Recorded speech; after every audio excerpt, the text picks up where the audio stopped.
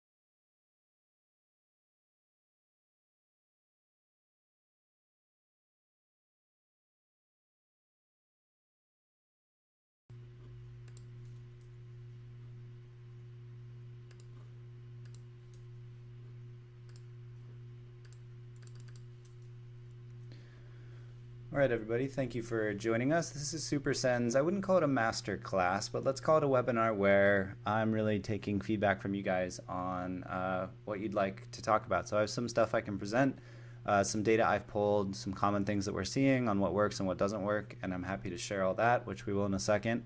But feel free to throw some stuff in the chat and see, and I'll see what everybody's questions are, and we can answer those as they come up. So what is SuperSend? SuperSend helps you automate cold outreach across LinkedIn, X now or Twitter, and email. And we'll step into each of those in a bit here. SuperSend started out as primarily an email tool. And of course, before Mr. Musk came in and made some funky changes with the Twitter API, now the X API, we were doing a lot of Twitter automation. We still have Twitter automation, and we still have LinkedIn automation too. So I encourage you guys to check those out. But this isn't going to be a product demo per se. We can jump into the product if there are questions, and I'm happy to show people around. But more or less, I just wanted to give everybody some insights on some things that we're seeing in the cold email space. So here are some mechanics. A lot of people come in and they have very specific thoughts or feelings around how to do cold email. So these are ours. That being said, we have a cold email agency. We've scaled that up quite a bit. We've seen thousands of campaigns through SuperSend. And so these are just rough guidelines. If you're not sure where to start, this is a great place to start. And so these should be your new defaults. So send no more than 50 per day on Gmail. I don't care what the Gmail limits are. I don't care what you read elsewhere. Don't send more than 50 per day per email address using Gmail. That is just what we've seen as a great number that you can use consistently over time. Because otherwise what ends up happening is you get into this cycle where you buy an email address, you kind of overextend, you're sending too many per day, and then over time that deliverability goes down and you have to spin up more Gmail accounts, buy more domains, do more email warming, and you get in this kind of constant cycle where you're really spending most of your time managing Gmail accounts and a lot less time actually, like, just being productive and getting replies and stuff like that. So if you're not sure where to start, so when you get a brand new email address, let's say you bought one today, start with just 10 to 15 per day. So this is outbound per day per email address. At the same time, what you're going to want to do is you're going to want to start doing warm up for your emails. SuperSend has a built-in mechanism to do this. There are plenty of other providers that do this as well, but you're really going to want to warm up your email and spend more time than you think here, because it takes time and there's really no good way to rush this. As smart as you think you are, Google is seeing billions of emails, and just assume that they're going to eventually catch what you're doing, whether it's something funky or different, and they're not going to like it and they're going to penalize it for you in your deliverability. And again, there are plenty of tools, and SuperSend has this as well, but keeping track of deliverability is extremely important. So again, you buy a new email address today with a brand new domain. I wouldn't send more than 10 per day for that new email address and start warming up immediately. Even when you do start sending, even at your full capacity, you still want to keep email warm on. The reason is that it's always going to be like a guaranteed delivery. So you want to kind of start blending your warm-up emails, which in theory should be kind of 100% delivered, 100% opened, 100% or 50% replied to, so that you're getting some good email warm-ups. But then you start mixing in your cold outreach so that the spam filters don't start flagging you. So again, no more than 50 per day on Gmail. Start with just 10 to 15 per day per email address, and start warming up and do that for 8 weeks before you get up to your full 50 per day. And that means it's not on week 8, like the end of week 8, you can start sending 50 per day. So in SuperSend, just kind of pop in there and you can accept the defaults and it'll get you there right away. I wanted to touch on using Gmail versus Outlook. Some people swear by Gmail, some people swear by Outlook. Either are fine. I don't think that really matters. What I don't like, though, are these really cheap email providers. They tend to not be worth it. They burn out faster. You can't send as high volume. People get really kind of superstitious with this, spin up their own email servers. All of that stuff, in my opinion, just isn't worth it. So use Gmail if you don't know which to pick between Gmail and Outlook, or use the one that you're most comfortable with. If you're kind of a Microsoft person, then just use Outlook. That's totally fine. If you're kind of a regular Gmail user, just go get Google Workspace and use a Gmail account. Another thing that's come up quite a bit that I'm a huge fan of is using some of these bulk email providers like Mailgun or SendGrid. So just be careful with these. Technically, you're not supposed to be sending cold emails through these systems like SendGrid. The reality is, though, it's very difficult for them to tell. And so long as you're maintaining a really low bounce rate, which, again, you should be cleaning all of your email lists before they get uploaded. But maintaining a really low bounce rate is going to enable you to use something like SendGrid or Mailgun, bypass those Gmail arbitrary per day limits, and start sending more volume. Again, still warm up that email address that's attached to the SendGrid account. Go slow with this stuff. You can scale up to thousands of emails per day, but please, please, please go slow. It takes a long time, a lot longer than you think. So definitely try and explore what SendGrid has to offer, or Mailgun. But generally, as defaults, we like Gmail, and SendGrid is great. And cheap email providers, again, don't seem to be worth it. Rotate your email accounts. So when you are starting to send your max volume, give them a break after a couple months or so. Just start tampering down the volume from that email address so that it can stay fresh. I think that's something that not enough people do. Is rotate these email accounts. And in SuperSend, we have the ability to attach many different emails to one campaign so that you can get that nice email rotation. And of course, that'll get you higher sending volumes, which is great. But also don't forget that after a couple months of really pounding the pavement and sending your max volume, just tamper it down a little bit. I mean, nobody is sending exactly 50 emails per day for 6 months straight. That's just not normal human behavior. And you may get flagged at some point if you kind of push it. We found that 3 months is a good number. And so that's kind of what we recommend. And again, feel free as I'm going through this to just throw some questions in the chat. I'm sure there's a bit of a delay, but I'll try and answer them as quickly as I get them if I'm not going to cover them later in the presentation. So for LinkedIn, we have a default limit of 25 per day. We just released a new way to do this. So everybody wants LinkedIn to work in the cloud, so you don't have to have anything installed locally and running locally. I totally get that. The reality is, though, that it's outside of all of these platforms' control as to when and where a LinkedIn connection can get disconnected. So LinkedIn has the arbitrary authority to invalidate your session or your authorization with them at any time. And so what we've found is that even though running locally isn't as convenient because you have to have something open, our little Electron app open can kind of just discreetly sit in the background and do the work for you, and it doesn't end up being that big of a deal. And we're experiencing many fewer LinkedIn disconnections because of this. So I know that it's kind of a pain to have something open, but again, I think it's worth it because you're able to spend less time managing these LinkedIn connections that keep getting disconnected with these cloud tools and just run it locally.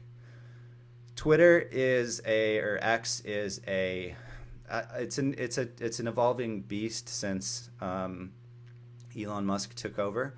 So we have a default limit of 25 per day, and same with LinkedIn. You can change these, but be extremely careful with LinkedIn. On Twitter, if you're spinning up a new account and you start sending 25 DMs per day for like 2 or 3 months, you might just wake up one day and have your account banned. We've seen this before. It's not really something that is in our control. 25 per day is a reasonable limit.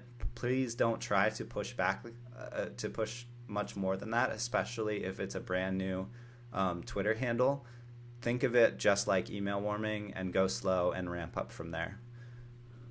So these are just kind of some guidelines, some suggestions, and some of them are normative, right? Like you don't have to follow all of these. You might have your own opinions on these, but in general, these seem to work good for our customer base. So I want to talk about segmentation a little bit. I think naively, when you first start cold emailing, you think, okay, I'm going to get a SendGrid account so that I can send 10,000 emails a day. I'm going to get a big ass list of 1 million contacts. I'm going to send them all kind of the same message, right? And we'll get into using personalization here in a second. But roughly speaking, there's hi first name, a really crappy line that was AI generated from somebody's LinkedIn profile. I saw you worked at X, congratulations, or some such nonsense. I get 20 of these messages a day. They're not very effective. What we are seeing is much more effective on the list side is instead of having one list with thousands of prospects or tens of thousands of prospects, you have many lists with specific copy. So despite all of the kind of cool stuff happening with AI, what we found is also effective is just having a segment that is really controlled. And by that I mean the list that you're sending to is much more specific, and also the copy that you can use to address that list is much more specific, and that tends to have a much higher open rate, a much higher reply rate. So 1 second here, I do see some questions starting to come in, saying the words are blurry on the screen. 1 moment, let me see if I can fix that for you.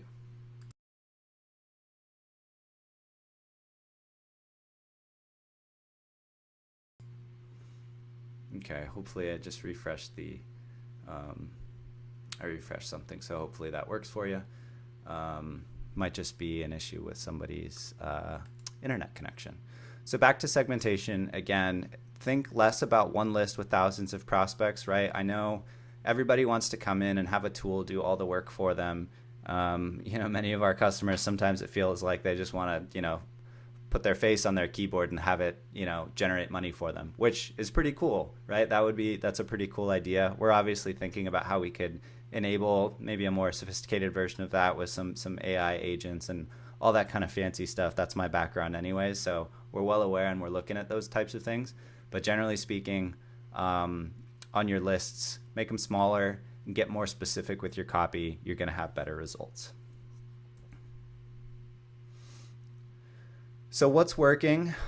This is mostly on the cold email side. So targeted prospect lists, we just kind of went over that. Again, if you have a narrow group of people that you're trying to target with a more specific message, that can sometimes even be more effective than, hey, I saw your last article on LinkedIn, so cool, something generic and obvious. I find it very difficult to imagine how all of these people that are using these AI personalized one-liners are really getting effective results from them. It just is so hard to see. And maybe I just get hit with some of the worst ones, but generally speaking, I look in some of these campaigns and the first lines are, people pay an arm and a leg to get these one-liner personalized one-liners as intros, and they're just garbage. So I would again favor more specific copy to a more specific list over those kind of AI generated personalizations. Or you know what? Don't personalize some of them, right? Just start with a small list of 10 to 20 and start seeing if personalization has any effect.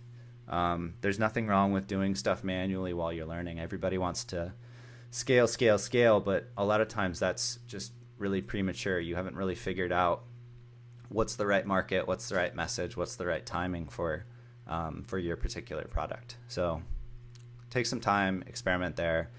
It'll end up better for you. And at the end of the day, you'll have some more concrete data because you'll be kind of more thoroughly testing different aspects and different subject lines and bodies and A/B testing and really getting specific with that. And that tends to help. It's very rarely the case that you come out of the gate with the perfect message to the perfect ICP at the perfect time. And so those experiments just take time. Even as an agency, on the agency side, when we do this, we take reasonable initial guesses, but it still takes us 5 or 6 iterations before really we're able to kind of lock in and say, okay, let's change ICPs. It doesn't seem like there's a lot of strong demand here, or change something else. On the email bodies, so I don't know why, but I've been an advocate of this for a long time. People seem to want to just write and write and write. I know that there is a whole segment of people out there that really love long form copy, and I've seen it work. I would assume if you want to make an assumption or you're new to this, assume that's not going to work for you. Just assume that people want the shortest possible message, right? I don't think it's even more than 3 paragraphs, and each of those paragraphs should have maybe 1 to 2 sentences in them at most. Keep it short, keep it direct, and I think that you'll have a better response rate. Simple subjects. So in the subject line, people go absolutely crazy with this too. Generally speaking, the simpler, the better. One of our top performing campaigns, as I was pulling out some data for this, which we'll get to in a second, was that the top performing campaign I think had the email subject line of quick question, and that had a killer reply rate. So it's tempting when you get into a tool like SuperSend and you have all these options at your disposal to kind of abuse them and shoot yourself in the foot by having crazy subject lines with huge email bodies and a sequence of 46 steps across email, LinkedIn, and Twitter, and the person that's beating you had a subject line of quick question with a 2-sentence email body, and they're just absolutely crushing it. And again, part of that is that their lists are a little bit more specific, and that ask, or at least the presentation of the material in the email body is more specific, and that tends to be more helpful, again, even than personalization. So that's what we see as working. Simple subjects, short email bodies, targeted prospect lists.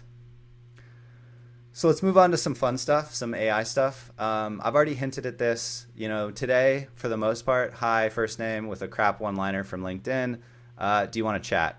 There's a couple things wrong with this one. I almost never ask, do you want to chat, or ask for a meeting in the first email.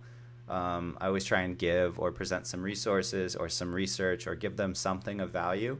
You need some kind of collateral that gives them something of value. That's one way to do it. A couple other fun ideas we can get to in a second, but I just wanted to hint on, I think that the future of this might actually look more like an automated back and forth on LinkedIn with a real prospect, with some real, actual, thoughtful kind of back and forth. And then maybe following up over email a couple days later to see if it makes sense to continue the conversation offline. This is a strategy that has been used for many, many years in sales to start by asking a bunch of questions asynchronously, and trying to get the prospect to respond in some way. And then when it starts to get to a question that's a little bit more nuanced, right, you should increase them in difficulty of response. And once it gets to a sufficient point where it's a little bit too difficult or would be too long over email, that's a great point at which you can ask for a meeting, because there's actually a point to the meeting. And hopefully at that point, the prospect is learning something, you're learning something about them, and it actually does make sense to hop on a call together.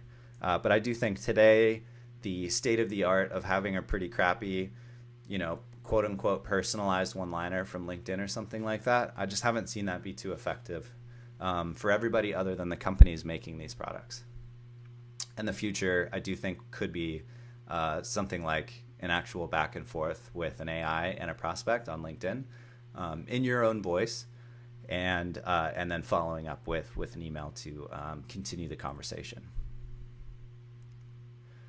So data.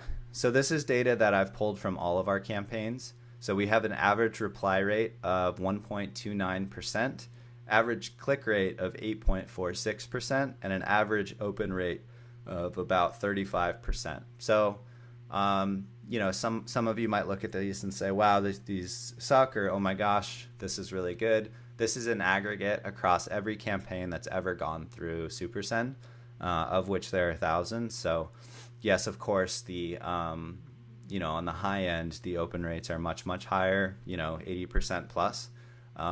You could strive for 60 to 80%. This click rate is maybe a little bit low, actually, because some of these have actually no links in them, but were included in the data. That's just pure laziness on my part. But if you want a number to hold on to for click rate, 8.5% is not bad. An average reply rate, you could try to target 2 to 4%. Again, a lot of these campaigns are run by people that have never run cold email campaigns before, and so they're making a lot of really basic mistakes and lowering the average for everybody else. So, but again, just some numbers to hold on to as you go through and are taking a look at your stats.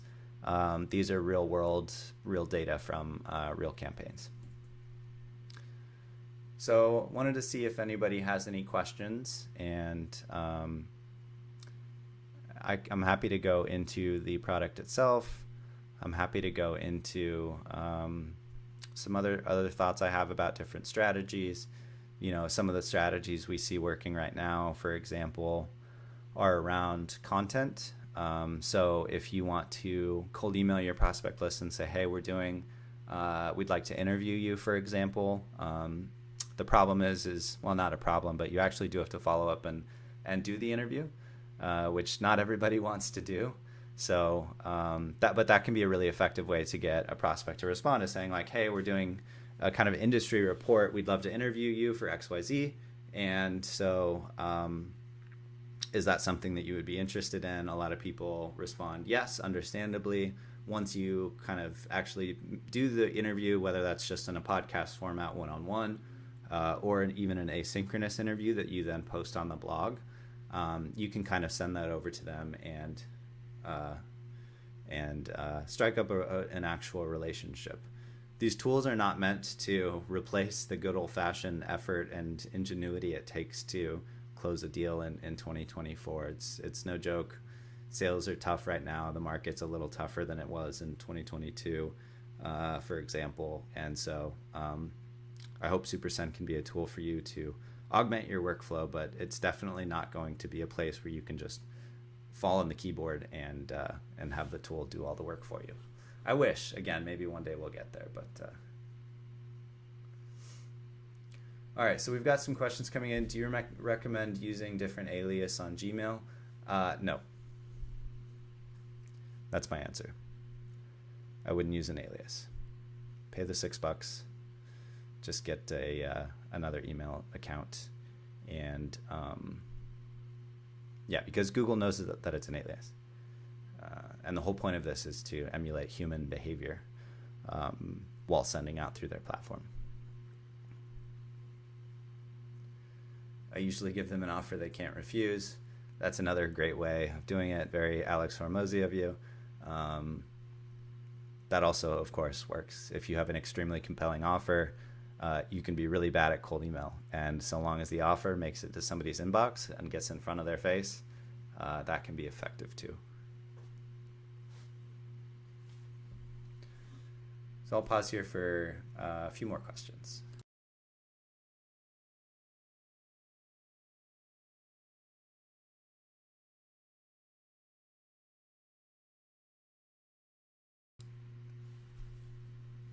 I like that too. So somebody said, what works for me is I will write an article for you. Yeah, that works too. Definitely a compelling cold email is I will do this thing that proves my value or my service's value to you for free.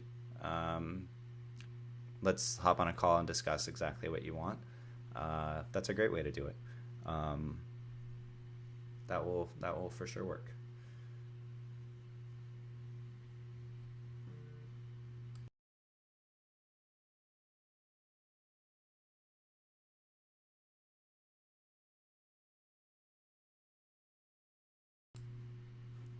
All right, well, I'll hang out here for just a couple more minutes to answer any lingering questions, but really appreciate everybody's time. Looks like we got 50 concurrent viewers, which is pretty cool for our first one. Not bad. Apologies again for the delay and switching the URL on you guys so late in the game. Yeah, it turns out streaming to YouTube is you got to download stuff, set a bunch of stuff up. It's not as straightforward as I thought it would be. Yes, some people do look at, I am doing a podcast and they will need to look at the stats before responding, but a lot of times if you're honest and say like we're starting a podcast, or don't even call it a podcast, we're just putting out some content for our blog, and I don't know, try and link it back to whatever asset you have that's generating a lot of eyeballs, and that way it's not like, oh, we have a podcast, our podcast audience is X, and that's probably going to suck because maybe you don't actually have a podcast or whatever the case may be. But if there's something that you can do for them, like, hey, I will take this and use this, and you can use this to post on your own socials, then at the end of the day, it's not about necessarily them getting the views. Maybe they just have some more assets that they can chop up and put on YouTube Shorts or you know, whatever kind of the pitch is. But at the end of the day, if you're providing them a really clean asset with which they can use to go and market themselves, that has some value too. So it doesn't always have to be about the it doesn't always have to be about like how many viewers you have on your podcast or whatever. Have I ever hired somebody to do cold email and cold DM for you? So we have the agency that does, before SuperSend we had the agency, and people would hire us to do cold email outreach for them, but I don't know that I've ever hired somebody outside of the agency to do cold email and cold outreach on my own. This is an interesting service, actually. I did have a guy that offered to do like kind of comments as a service. So he would go in under my LinkedIn or my Twitter, etc., and do those, like start commenting on other people's things. But I didn't find anybody reliable to do it, and it was unclear if that actually had any ROI. But I'm not sure if you're asking if there's a market there. But yeah, there definitely is. There's a bunch of cold email agencies and a bunch of tools.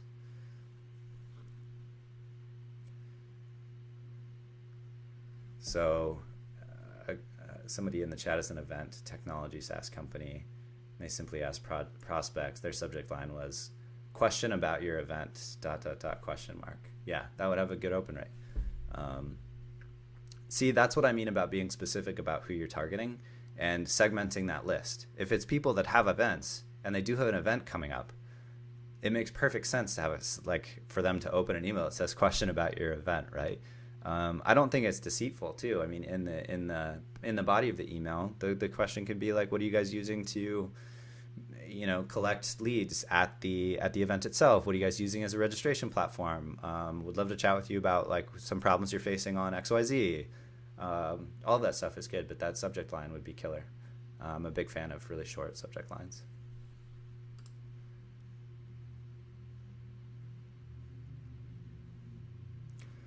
Another question coming in, where do I get these email lists from? So we tried at SuperSend actually had an integration with a data provider to pull leads, and it turns out that a lot of people use ZoomInfo, Apollo, etc. to go and pull leads. Find Email is cool too. That's another one. We're not affiliated with us, but another tool that you can go and use to grab a bunch of leads. Of course, we have our own ways to help you grab leads. But if you were to start a campaign tomorrow, you could go to Apollo or Find Email, or even just LinkedIn directly. Go find a few prospects. Again, I would start quite small. You could run them through our free email validator. So anytime you upload a lead list with email addresses to SuperSend, it automatically validates those email addresses for you. I would set up a simple 2-email sequence, so something with a really simple subject line. Question about your event is great. Quick question is great. That's still working today.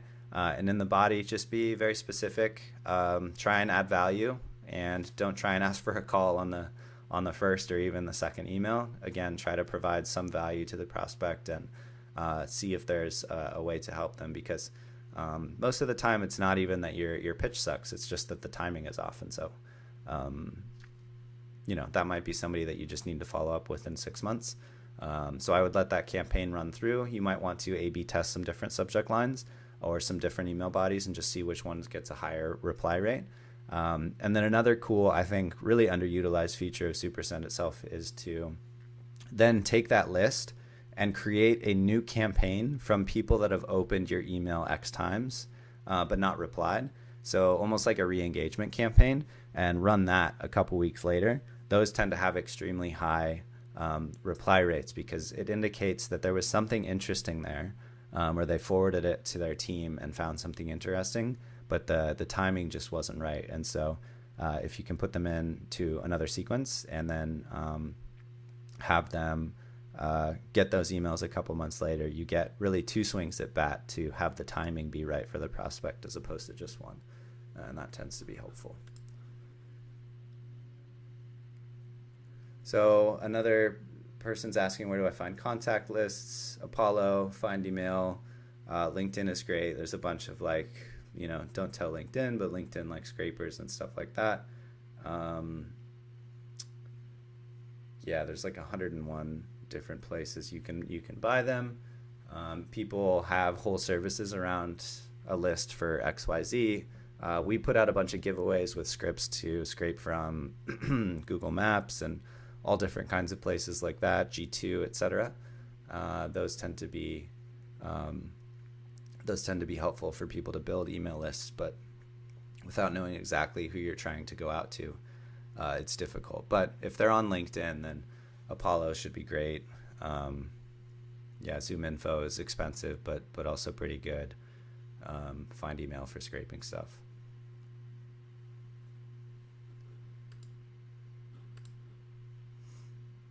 Alrighty, I think that is it, unless there's any last straggling questions. I really appreciate everybody's time, and thanks so much for watching. I'll see you guys next time.